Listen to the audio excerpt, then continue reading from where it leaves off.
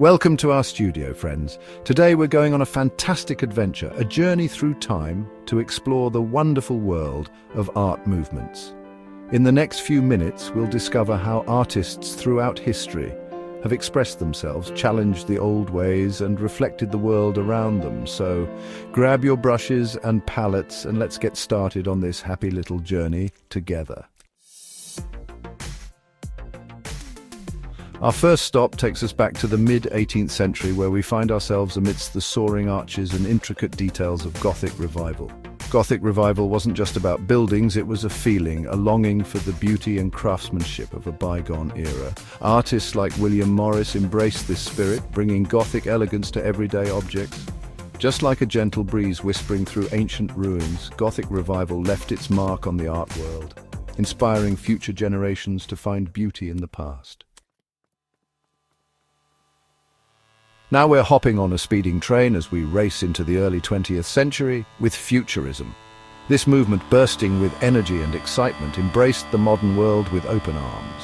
Imagine the roar of engines, the blur of city lights, the thrill of speed. That's the heart and soul of Futurism. Artists like Umberto Boccioni and Giacomo Balla captured movement and change on their canvases. Just as a rushing river carves its path through the landscape, Futurists reshaped the art world, reminding us that change can be beautiful. Hold on to your hats, friends, because we're stepping into the world of Dadaism, a movement as unpredictable as a playful gust of wind. Born out of the chaos of World War I, Dada artists weren't afraid to challenge the status quo. Think of Marcel Duchamp's fountain, a simple urinal turned upside down and called art. And then there's Hannah Hoch, who used her collages to challenge societal norms, piecing together images like a puzzle that made you think and question. Dadaism might have been a bit mischievous, but it reminded us that art doesn't always have to be serious. Now we find ourselves amidst the gears and cogs of Vorticism, a movement that embraced the energy and dynamism of the machine age with a distinctly British flair. Imagine the whirring of machinery, the sharp angles of industrial design, the raw power of progress. That's the essence of Vorticism. Artists like Wyndham Lewis and Henry Gaudier-Brazeska infused their work with a sense of movement and energy. Just like a well-oiled machine, Vorticism hummed with a unique energy, reminding us that even in the midst of industrial progress, there's beauty in the mechanical world. Let's take a deep breath and dive into the depths of Surrealism, a movement that explored the hidden landscapes of dreams and the subconscious. It's like stepping into a Salvador Dali painting, melting clocks, bizarre creatures, and landscapes that defy logic. Surrealists like Dali and René Magritte let their imaginations run wild, painting dreamscapes and exploring the hidden corners of the mind. Just like a dream, Surrealism was full of surprises, a reminder that sometimes the most unexpected images can hold the deepest meaning. Now we find ourselves in the heart of New York City, where abstract expressionism exploded onto the scene, a vibrant tapestry of emotions and energy. Imagine bold colors swirling across canvases, textures as rich and varied as the city itself. That's the essence of abstract expressionism.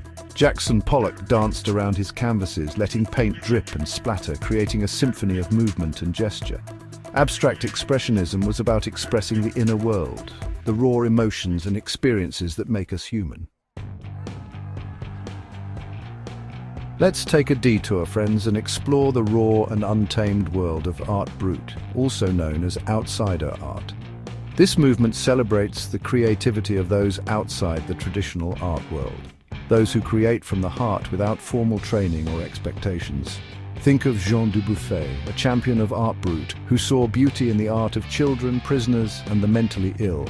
Just like a wildflower pushing through a crack in the pavement, art brut reminds us that creativity can bloom anywhere.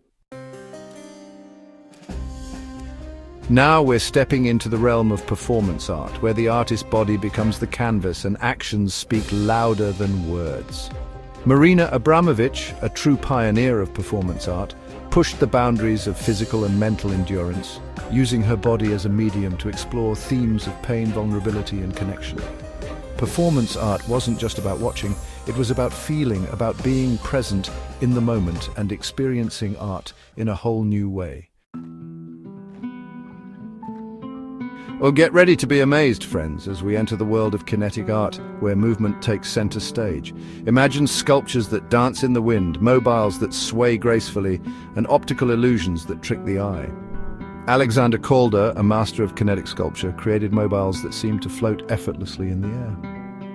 Kinetic art reminded us that art doesn't have to be static, that it can be playful, dynamic, and full of life.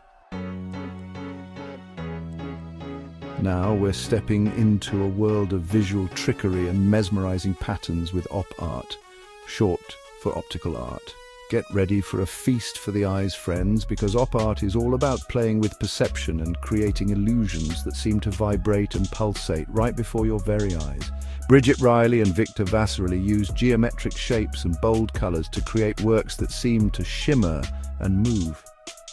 Op art was a reminder that art can be playful and engaging, challenging our perceptions and making us see the world in a whole new light.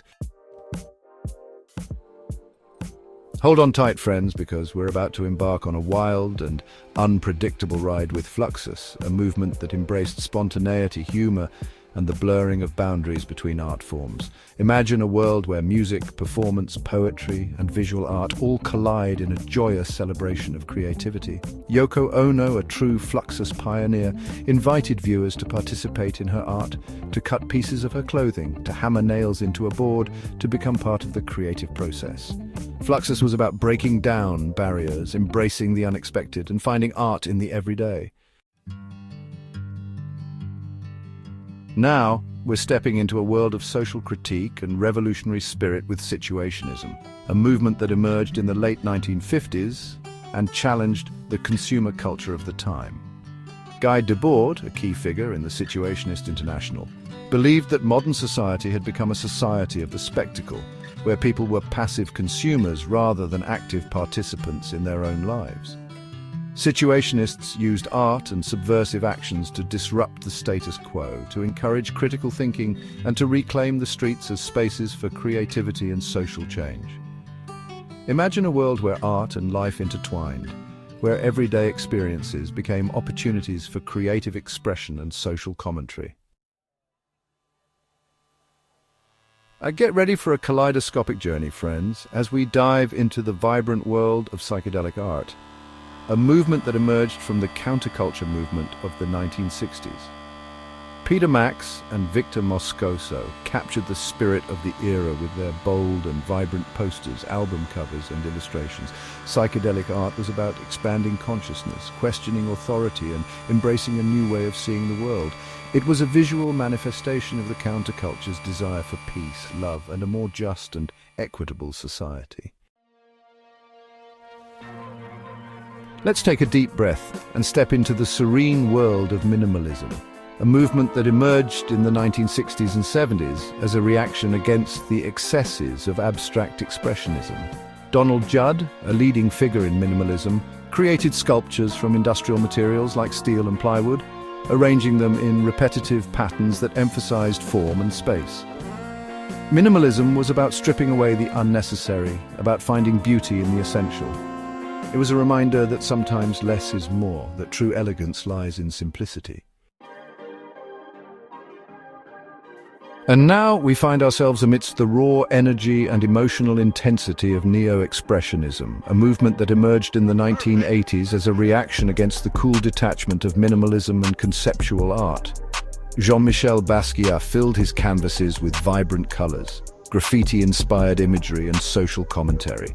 His art was a powerful expression of his identity, his experiences, and his perspective on the world. Neo-expressionism was a return to the emotional and the personal, a reminder that art can be a powerful tool for self-expression and social commentary. And there we have it, friends, a whirlwind tour through some of the most fascinating art movements in history. From the soaring heights of Gothic Revival to the raw energy of Neo-expressionism, each movement has left its unique mark on the art world. Just like the ever-changing colors of a sunset, art continues to evolve and inspire. So keep exploring, keep discovering, and keep creating your own happy little masterpieces. Until next time, happy painting.